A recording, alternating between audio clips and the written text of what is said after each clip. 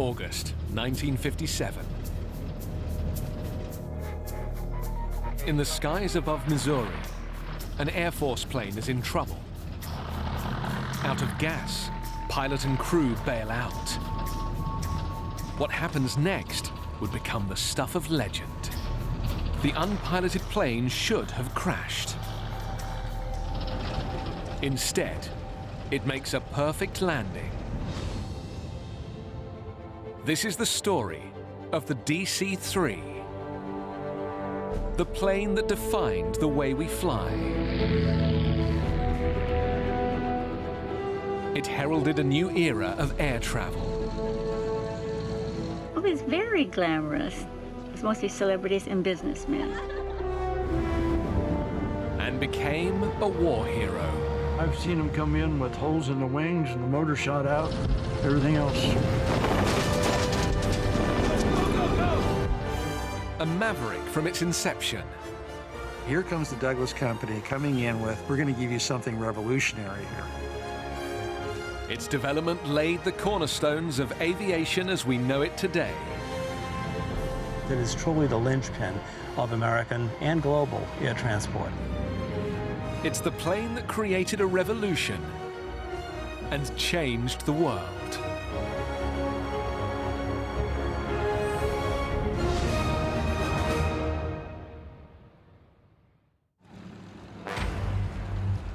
June 5th, 1944. The night before D-Day. 13,000 US paratroopers board a fleet of C-47 planes bound for France. It's the biggest airborne operation in history. Among those aboard is 21-year-old Don Jakeway of the 82nd Airborne Division. We were sitting on the plane as we're going over. I was kind of sitting back and I'm thinking to myself, what am I doing here? They'll need to fly low over territory bristling with German anti-aircraft guns. But their planes have no weapons, nor even protective armor. Because the C-47 is actually a DC-3, a passenger plane, lightly modified for the military. The odds of surviving their mission are horrendous. General Ridgway said, you can expect 85% casualty rate. That means 85 out of 100 will not make it. But the paratroopers have faith that the big ugly plane they call the Goonie Bird will get them to their destination. One of the pilots that night is Julian Bud Rice. C-47 tended to flap their wings like a bird out there, you know. They had very large wingspan, and so they tended to bounce around a lot. They were very reliable. The fleet fly in close formation, according to plan, across the English Channel. But on reaching France, they run into trouble. We hit landfall. Suddenly, there was a land fog. Everyone in the formation disappeared from sight. It was total blackout. When Bud emerges from the fog, all hell breaks loose. When I came out, I could see a lot of planes hit my flak and exploding in the air. And others that maybe collided, went down. This was 5 minutes of just sheer terror. The Allies are depending on the C-47s to make it through, deliver the paratroopers, and help liberate France from Hitler's clutches. It's a heavy burden for a military aircraft, let alone for a plane that began life as a regular passenger airliner.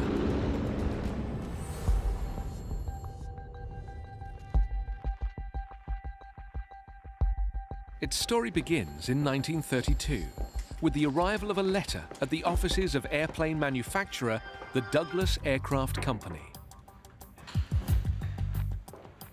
Addressed to company boss Donald Douglas, it comes from Jack Fry, head of TWA, then a new airline with big ambitions. This is no routine business letter. It would prove to be the birth certificate of a plane that would revolutionize air travel.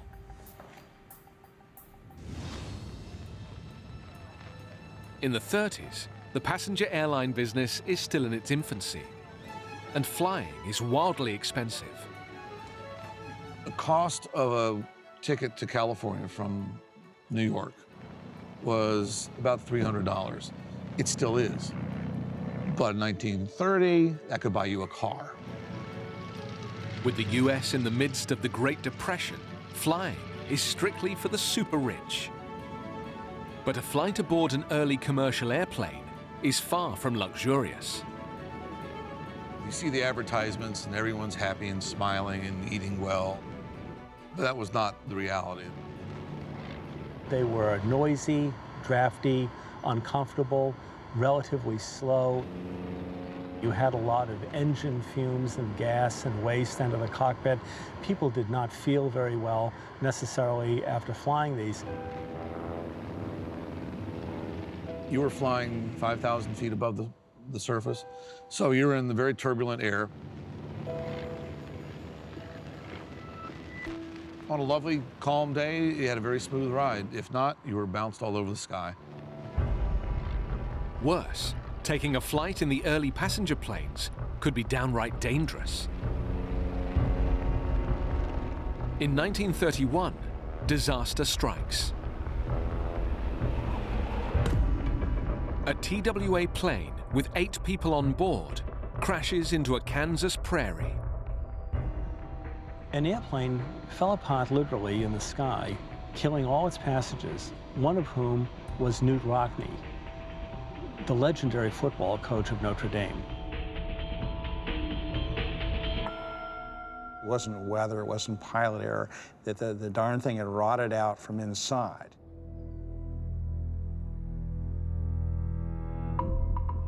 The crash is a wake-up call to the airline industry. Before air travel could become profitable, it first had to become safe and affordable. Fear of flying, if the airplane was going to come apart in some way, or fares that they were so expensive that only the very wealthy could fly. Those are the two things holding back the growth of aviation. Boeing is the first to respond with a new plane that would electrify the industry. The Boeing 247. The Boeing 247 is considered the world's first modern airliner. Boeing's new plane is 50% faster than the widely used Ford Trimotor, while using a fifth less horsepower. Incredibly efficient. Its monoplane design, with one set of low-lying cantilevered wings, minimizes drag. It is robustly made of aluminium alloy and is stable in flight, which makes for a more comfortable ride. All these were very important factors that made the 247 a revolutionary airplane. United Airlines promptly orders 59 247s, an order that would keep Boeing busy for 2 years. That leaves United with the best plane on the market and its rivals out in the cold. The Boeing company made it very clear to the airlines that you can have our 247 after United has all theirs. One airline isn't prepared to wait. The boss of TWA issues his momentous challenge to the aviation industry. Build me a plane to rival the 247. Among the companies that responded to that was the Douglas Company of California, headed by Donald Douglas. Donald Douglas was one of the great names in aviation history. He'd been around since the very beginning. Douglas is a trained engineer and highly respected in the business. His word was his bond. He made countless deals selling airplanes on a handshake and paperwork to follow. He was that well respected. Douglas is renowned for building sturdy planes for the military. But TWA bosses don't just want a 247 clone. They want something bigger. and better. The 247 still did not go far enough, and that's where Douglas capitalized, using the 247 as an example of what could be done, but then going beyond it. Designing a passenger plane to beat the game-changing Boeing 247 is going to be no easy feat. So Donald Douglas puts his best man on the job. His protege, engineer Arthur Raymond. Raymond is an authentic American genius, a man with drive and ambition. Doug foresees him not only as a top flight engineer, also somebody who will get the job done. Douglas gives Raymond just 7 days to come up with a design. The spec is ambitious. The new plane would need to be able to fly 25% further, 1,600 kilometers non-stop, and carry 12 passengers, 2 more than the 247. It's a big gamble. If Raymond gets the design right, it would transform the fortunes of the Douglas Aircraft Company. If he fails to deliver, the company faces bankruptcy.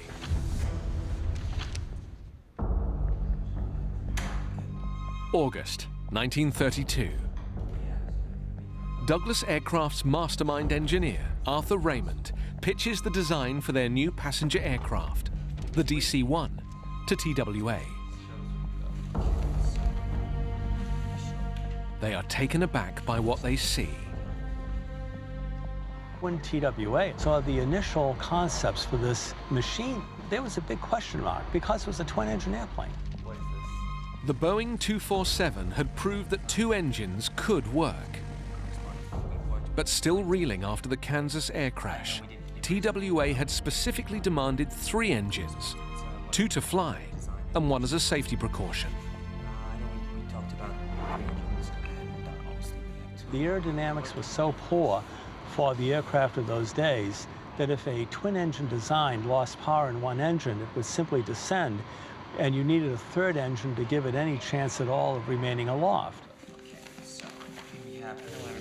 Here comes the Douglas Company coming in with, no, we're not going to give you what you thought you wanted. We're going to give you something revolutionary here.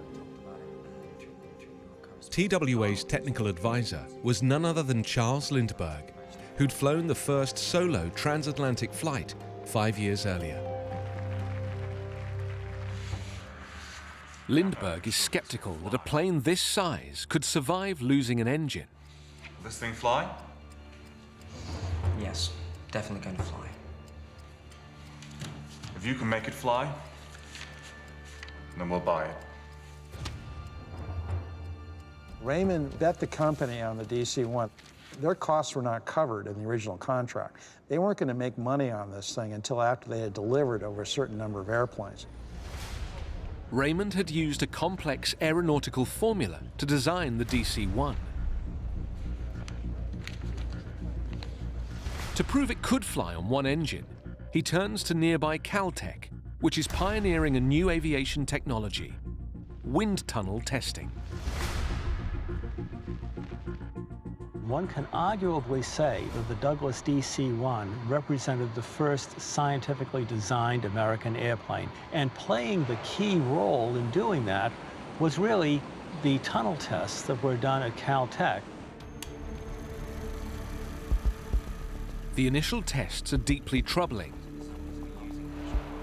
Despite the bold promises to TWA, the DC-1 is fundamentally unstable and prone to turbulence, even with both engines working normally.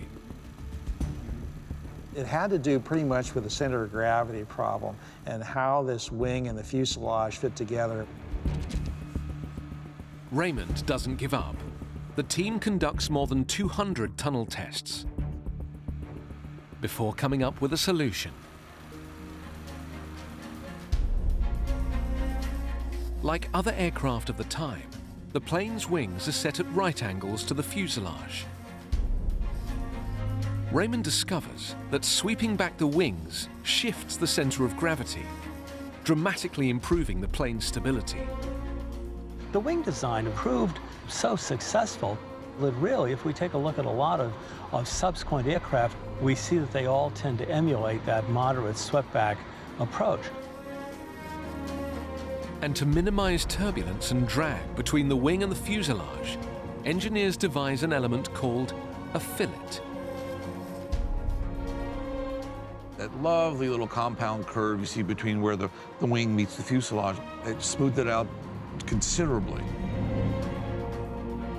These modifications create a plane that should be able to maintain stable flight, even on a single engine.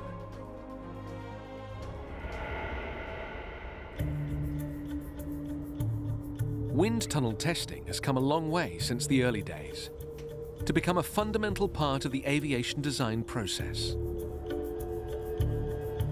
The Airbus A380 went through 5,000 hours of wind tunnel tests, finessing everything from ice prevention to noise reduction. Back in the 30s, the Douglas team are grappling with the problem of how to slow down a large and powerful plane on landing. Their solution would become an integral feature of modern airplane design. Back then, you didn't really have runways. You had large fields. You can't ask the city to build a whole new airport for you just for your one airplane. So you try to make the airplane fit. So how do you slow it down, slow enough to have a comfortable landing, yet maintain the ability to go fast? And one of the solutions is flaps. Wing flaps, as pioneered by Douglas, are now used on all modern airliners.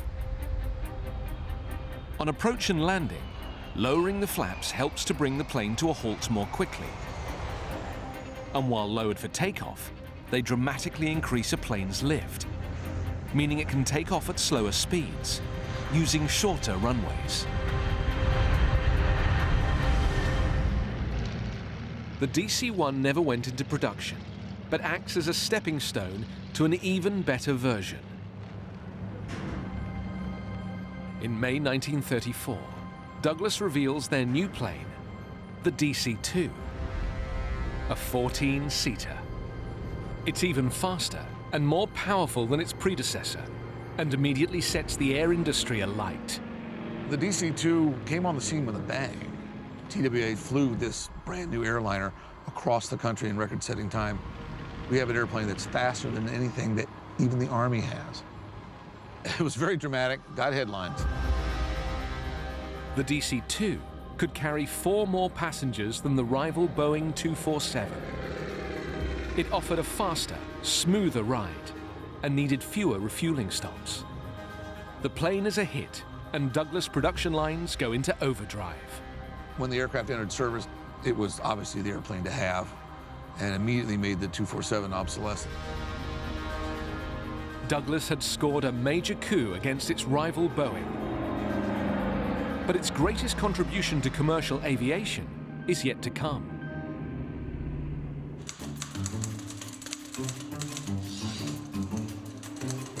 May 1935.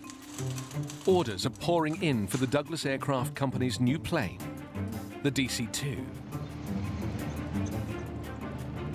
Donald Douglas was looking at a full order book. As far as the eye can see, they're actually making money, which in those days is almost unheard of in aircraft production. Then, Donald Douglas gets an unexpected call from the head of American Airlines. C.R. Smith wants the DC-2 for his fleet, but with a twist. He wants it adapted to create a sleeper aircraft with 14 beds in place of seats. Donald Douglas absolutely convinced this is a terrible idea and don't want any part of it.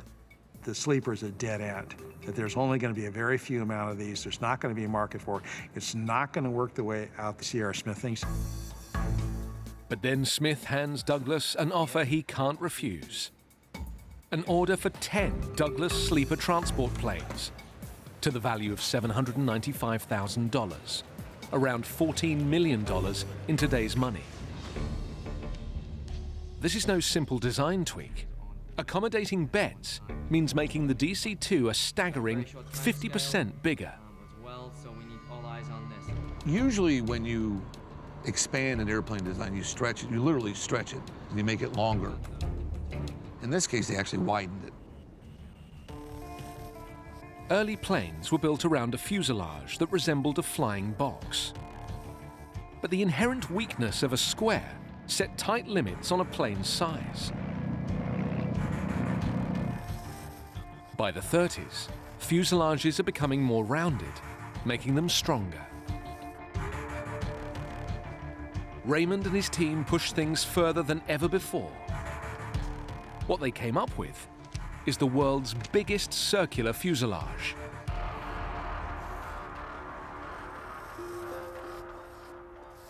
A cylindrical shape is not only supremely aerodynamic, but also very strong, distributing forces evenly around the structure. The round fuselage shape enhances the strength of the aircraft. There's no real failure points on it, no hard corners or anything like that. It's just a remarkably strong design. Combined with the single-skin metal fuselage of the DC-1, which helps to support the structure, the new design would allow a big leap in size and weight. Douglas pulls it off again, creating the world's largest and most fuel-efficient modern airliner. Yet sleeper planes never catch on with passengers and are swiftly dropped. But Donald Douglas isn't about to stand by and see his groundbreaking new plane mothballed.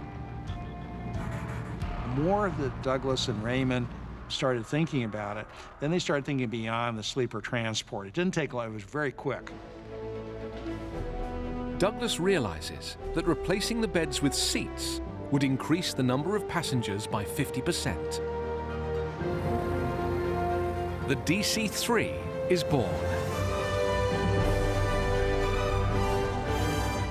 A wonder of engineering, it lays the foundations for the modern airliner. It takes 6,000 people and 500,000 rivets to build every one. Above all, since it uses only 3% more fuel than its predecessor, the extra 7 passengers the DC-3 could carry make it the first ever profitable commercial airliner. The Douglas team have achieved an extraordinary breakthrough, an airliner that makes mass air travel possible. When the DC-3 came along, there was a real recognition that a new standard in air transport had arrived. Air transport was no longer merely the stuff of the adventurous, it was becoming routine. Flying coast to coast had meant a 25-hour ordeal. Now, the DC-3 cuts that journey time almost in half. But above all, the DC-3 makes passengers feel safe. It wasn't going to make strange noises. It wasn't going to smell funny with the gasoline fumes coming through. It was going to have heating in it, and so it wasn't going to be cold in wintertime. The whole key for the airline industry was to make this normal and safe, and the DC-3 makes it normal and safe. It quickly became the airplane of choice of airlines all over the United States and quickly around the world, best they could get a hold of them. Flying is now glamorous. The journey becomes the destination. Would you like a cigarette, sir? No, thank you. We'll have a magazine when you have time. I'll bring one right up. Thank you. Passengers recline in new levels of luxury, not an option in smaller planes. The DC-3 helps to popularize a new role in aviation: the air hostess. Vicky Herrell was one of a new breed aboard TWA's DC-3 fleet in the 1940s. It was very glamorous. I mean, TWA was known as the glamour airline. So it's mostly celebrities and businessmen. You really got to know your passengers. And the men would ask you, what your phone number was and stuff like that. Can I call you when I get to New York? Can we have dinner? For the new air hostesses, working 3,000 meters up is better than any job back on the ground. I enjoyed it so much. I mean, it was just exhilarating. I loved my job. As one of the few jobs considered suitable for women, Competition is intense. In 1935, 2,000 women apply for just 43 positions offered by TWA. Entry requirements are tough. Applicants have to be between 1.52 m and 1.62 m and weigh between 45 and 53 kilos. The weight restriction, well, they're very strict about that. And in fact, after you started flying, we had weight checks every 6 weeks. If you were caught like 3 or 4 times being overweight, then you were fired. And the training isn't just about looking good. We had to learn everything about an airplane, theory of flight. We studied meteorology, aerodynamics, because people weren't flying very much in those days. I mean, it was so new. A key part of the job is reassuring passengers unused to flying. And some people would be extremely nervous, and of course I would calm them, try and calm them down, and I could do that. I could do it. And hostesses must come prepared for every eventuality. They would wear a cape that had large pockets. And in this pocket, they would have to carry a wrench, a hammer, and a railway schedule. Because if, in fact, the weather got too rough, they would have to land the aircraft, and the stewardess would have to make sure that they knew what the train schedule was to take the customer to the train station. 6 years after its launch, the DC-3 has sparked an explosive 6-fold growth in US passenger miles. By 1939, 350 DC-3s have rolled out of the Douglas factory, making it the unassailable queen of the skies. It's estimated well over 80% of all the airliners flying in the United States were DC-2s or 3s. It was just that good an airplane. With the DC-3, commercial aviation came of age. No aircraft in history has earned a greater reputation for dependable service than this universally famous 21-passenger transport. The DC-3 helps boost an economy still recovering from the Depression. Soon, it will be called upon to perform an even more momentous task, helping to save the world from a terrible new threat.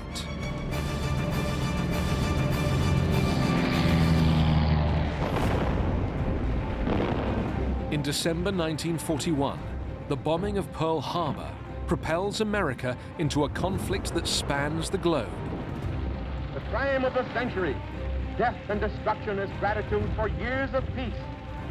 Since the unprovoked and dastardly attack by Japan, a state of war has existed. The Army needs a rugged transport aircraft to shift troops and supplies to the front line. But creating a new plane from scratch would take too long. Luckily, the US government and military have already foreseen the need for just such a plane. They took a look around at what the airlines were flying. They were flying superb transport planes, particularly the DC-3. The order comes down. Get the DC-3 ready for war.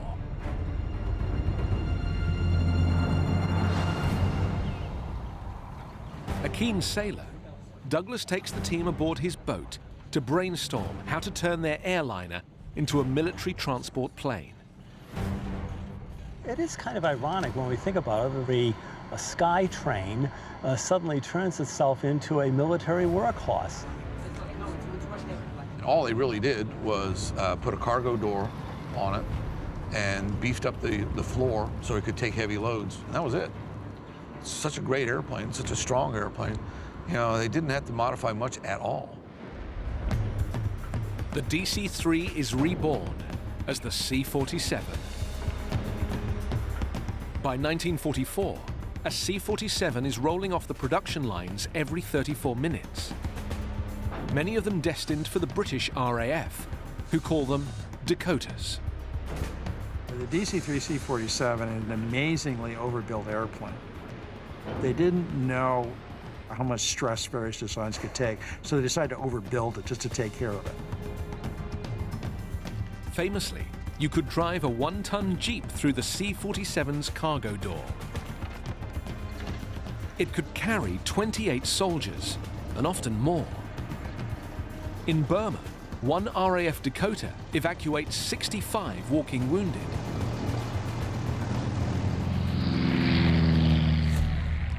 The C-47s and Dakotas haul troops and supplies to every theater of the war. The C-47 was critical for the war effort. General Eisenhower claimed it's one of the most important war-winning weapons that the Allies had. Perhaps the C-47's finest hour comes at the most critical moment of the war. On the eve of D-Day, Julian Bud Rice flies an unarmored C-47 carrying 21 paratroopers across the English Channel and into a barrage of enemy fire. You could see the anti-flak burst coming from the ground and the tracer bullets coming up.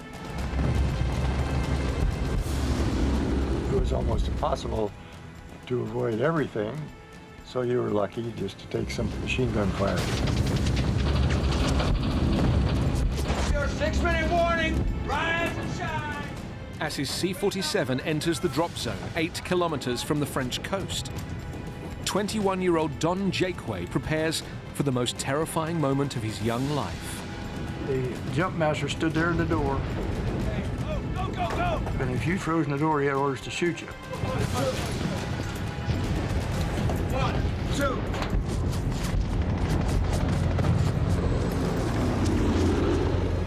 When we jumped, the bullets were going up.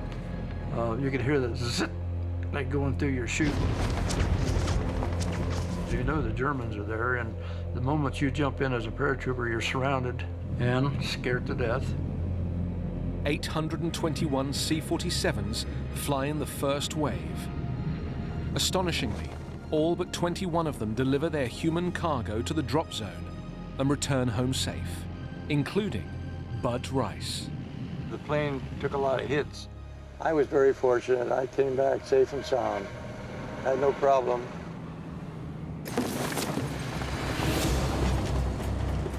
Don Jakeway goes on to spend nearly 8 months fighting his way through occupied Europe before being shot by a Nazi sniper. At a hospital in Belgium, he encounters an old friend. I can see this C-47. It was a hospital ship. It had all the bunks and wounded. For every man killed during the invasion, at least 3 are wounded. 8,000 on D-Day alone. Now, the same C-47s that delivered paratroopers into battle become flying ambulances, often using roughly improvised airstrips. The plane they called the Goonie Bird evacuates 750,000 wounded men from all over the world.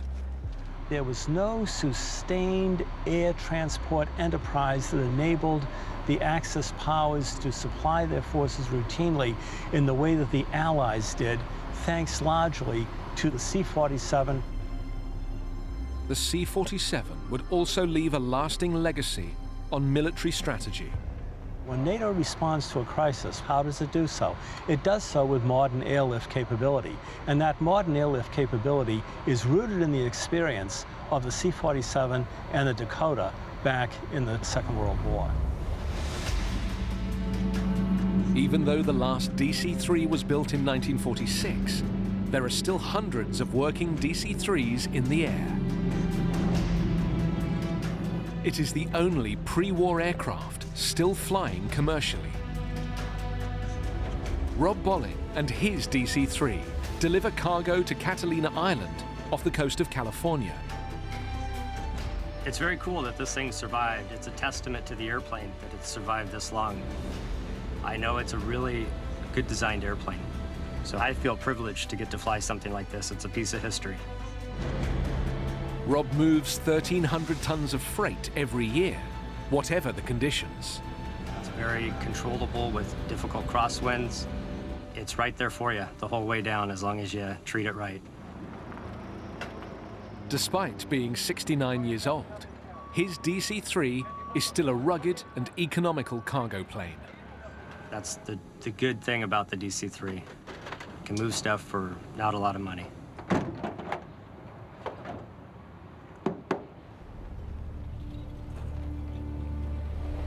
Back in 1945, thousands of surplus military aircraft are being sold off for scrap. But the C-47 gets a new lease on life. Its speed, range, and ruggedness make it the plane of choice for a new era of global air travel. It was the demobilized C-47s and Dakotas, now back in civil service, that enabled the expansion of air transport all around the world. It became an iconic global airlifter. The reborn DC-3 proves the perfect plane for small regional airlines to spread affordable air travel to every corner of America and Europe. And an awful lot of airlines, particularly in the United States, but around the world now, could buy, for a very low price, a real first-rate airplane. By 1946, there are 1,500 DC-3s flying primarily short-haul routes all over the globe. The DC-3 was entering a second generation. It was no longer the primary airplane of most airlines, but it was ideal for local service routes. You can get in and out of anywhere. Thousands of ex-service pilots are arriving home to their small towns across the US, looking for jobs. Many of them will take to the skies again, this time for peaceful purposes. Now the DC-3s cost next to nothing. You could start an airline for next to nothing, and with some luck, turn it into a viable airline. And quite a few did that. And then introduced flying to thousands more people, because now it was more affordable.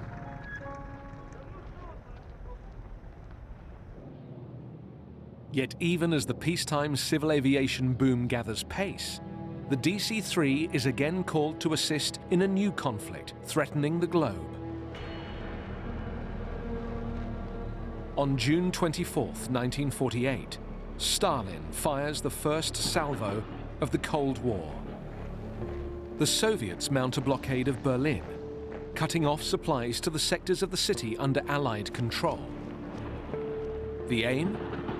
To starve the people into submission and annex the city. As conquerors, the Russians are treating the Germans with the calculated severity due an enemy people. In the British sector, one young Berliner lives with her parents and two younger sisters. When the blockade begins, Stephanie Plum is just 16 years old. They closed the roads, they closed the seaways, they closed everything. Conditions were very bad. We had just gone through a war, and really, Berlin was demolished. The main power station is in Soviet-controlled East Berlin, leaving locals at the mercy of the Russians.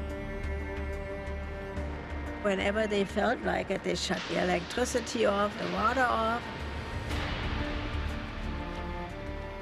There was not enough food. The children were the first ones to go. The situation is bleak. But what the Berliners don't know is that the Allies are hatching a rescue plan, and at its heart is the C-47.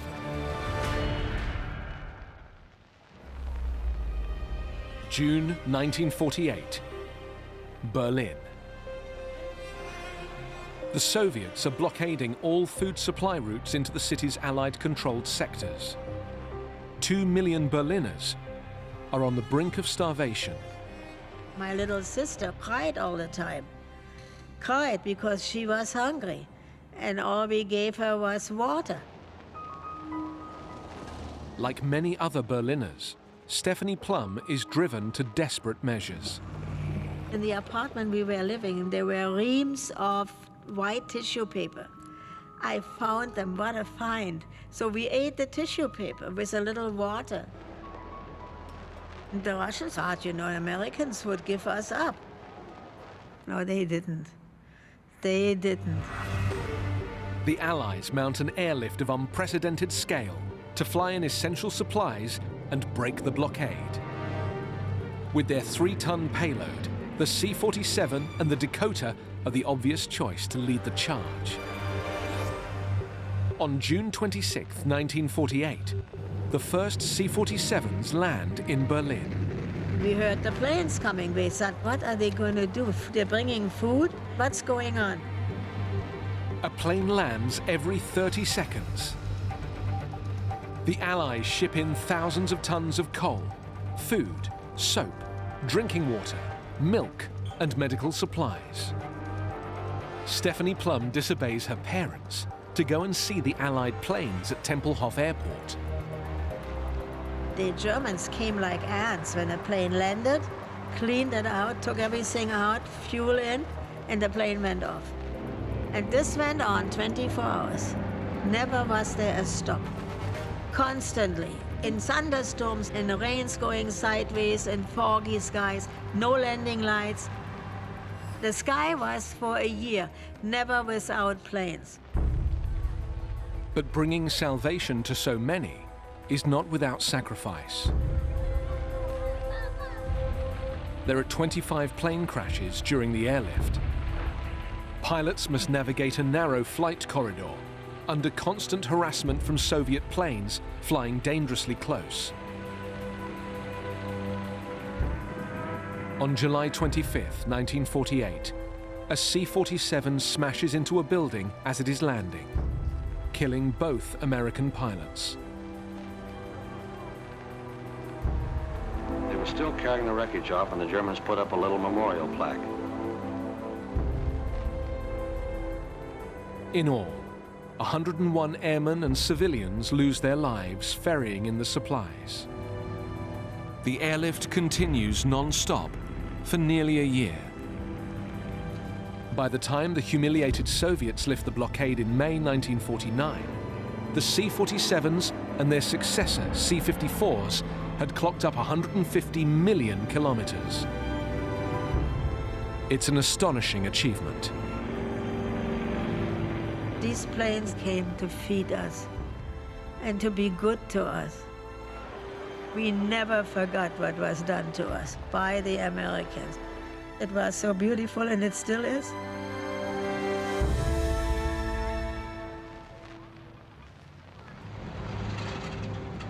The C-47 goes on to see further conflict in Korea and even in Vietnam, where it's the oldest military plane in service.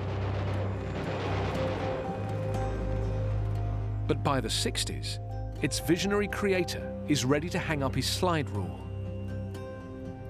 One day, Donald Douglas went to a meeting with an airline about a new model. And he looked around the table, and all of them are accountants and lawyers. There are no engineers, there are no scientists, there are no visionaries, and the fun went out. The world was aging around him and changing, and he didn't care for it. After the war, numerous aircraft designers try and fail to create a replacement for the DC-3. It's dubbed the Holy Grail of airplane design. But nothing can match the versatility, rugged reliability, and economy of the DC-3. The engineers and the designers at the time knew that they knew a great deal. They also knew they did not know a great deal.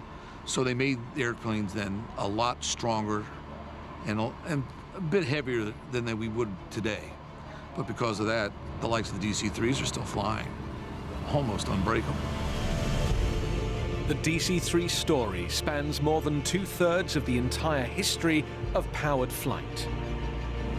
It's an airplane that wins the hearts of all those who've flown her. It was wonderful. It was a wonderful plane to fly. Very easy to fly. And I've seen them come in with holes in the wings and the motor shot out and everything else. That C-47 is one of the best airplanes that's ever built. The DC-3 makes global air travel routine, accelerating the rise of the industrial economies. DC-3 makes the point to the flying public that it's safe and comfortable to fly. It makes the case for the airlines that they can actually make money. Many argue that no other single airplane has left such a broad and lasting legacy on air transportation. If we take a look at air transport, how it evolved right up to the era of the jumbo jet, at the heart of all that is the experience with the Douglas DC-3 back in the 1930s and the 1940s. It is truly the linchpin of American and global air transport. The genius and hard work of engineers at Douglas Aircraft Company created a standard of modern airplane design that fundamentally changed the way large airplanes are built, right up to the present day. There's a little bit of the DC-3 in every airplane that flies today, no matter where that airplane comes from.